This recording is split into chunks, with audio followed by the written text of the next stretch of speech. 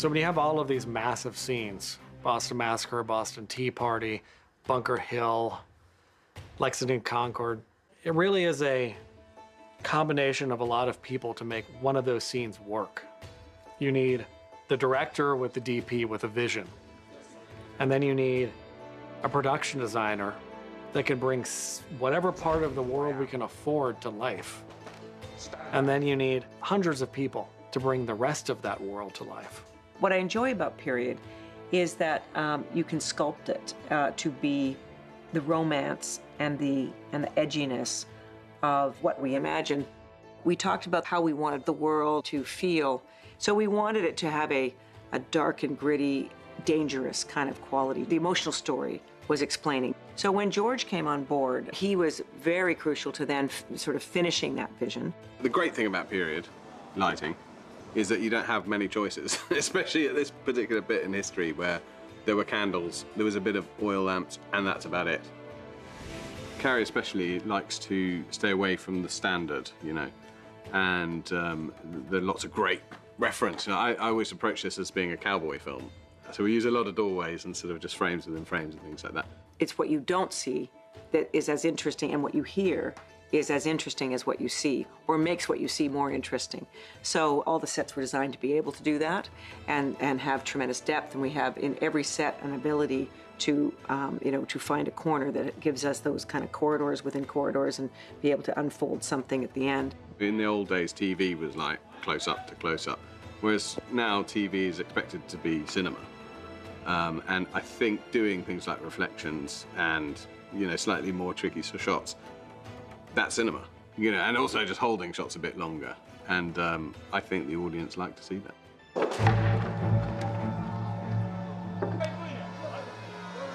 We spared no expense in terms of this production. Everything had to be created from scratch because we're shooting here in Romania. We built everything, including Boston.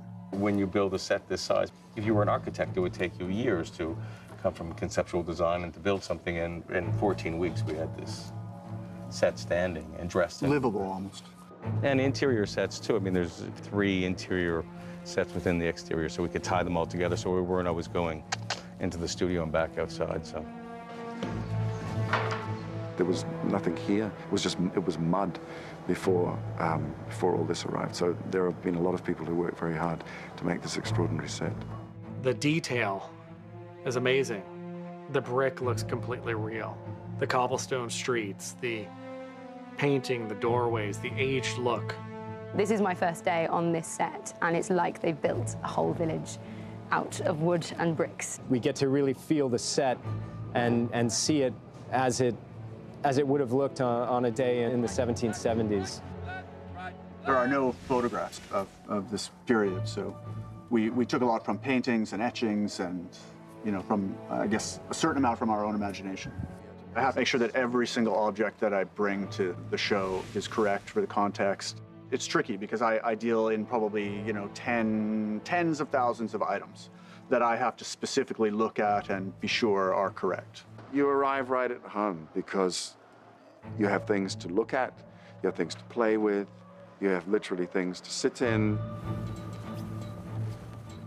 Once all that distills down and they call, sound rolling, and you're just milliseconds away, that's my favorite part of the whole process, because it is just the simplicity of actor and his space.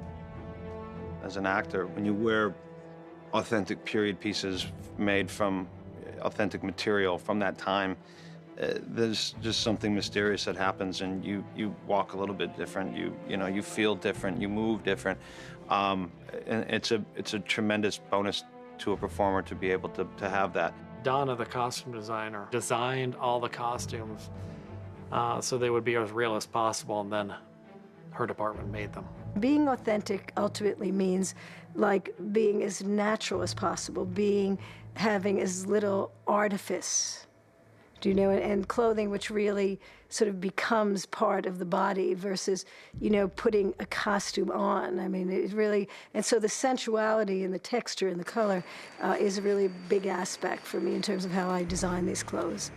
We wanted to have it feel credible and realistic, but we also wanted to create something that was different, something that no one had ever seen before. And so it was really about more creating the sort of core of the character, working in the 18th century vocabulary, but giving it a sort of dynamic, something that was, a little bit sexy, a little bit dynamic, a little bit other than what you've seen. There is no character without the wardrobe that they put on. So your costume designer is absolutely critical to making the world authentic. It's probably one of the absolute high points in terms of clothing in, when you think of all of the centuries, because it's really a moment where Eastern fabrics and Western, influence came together, where men, were able to define themselves in a much more unique way.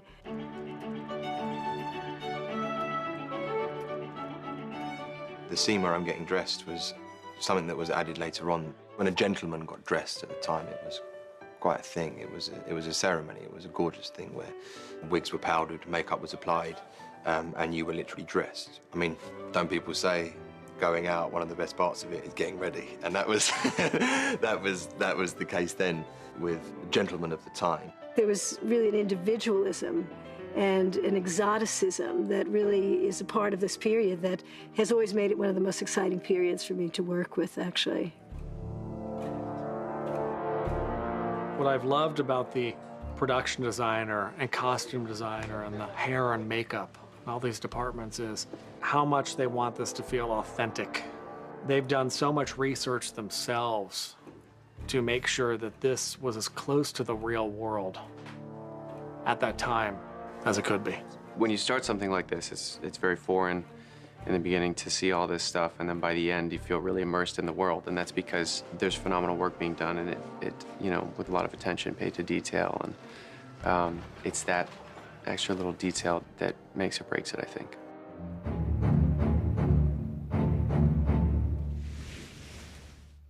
The stealing of the gunpowder from the British from their silo was a very exciting sequence to shoot, because I was a British actor playing an American character pretending to be a British soldier in the war against the Americans.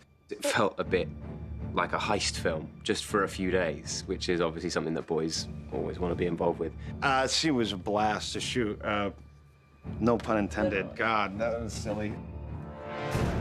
Blowing up the silo, that was always fun, because there's so much anticipation of that, and then it went well. Well, we laid down black powder, real black powder, and we put some match heads and special electric igniters of ours, and we blow it up on the cue. So we need to match the actor shooting his pistol. You need to be very safe, very close to it, yeah, to have ignite the black powder from the flash of the nozzle of the gun. We spent a week out there drilling holes and putting all the necessary charges in it. But I mean, it looked very spectacular. Over your ears.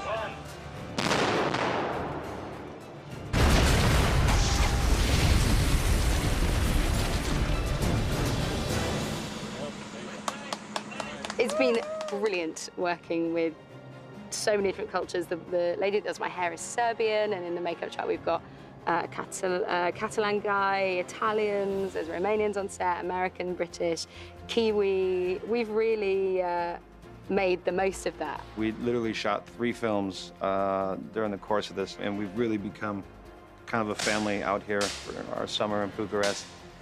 Leather pants and all, man. I've ended up with a tattoo, a horse, and a puppy. So somehow in there, we've all become a little bit of a family, and I hope to take away those memories as well. Action!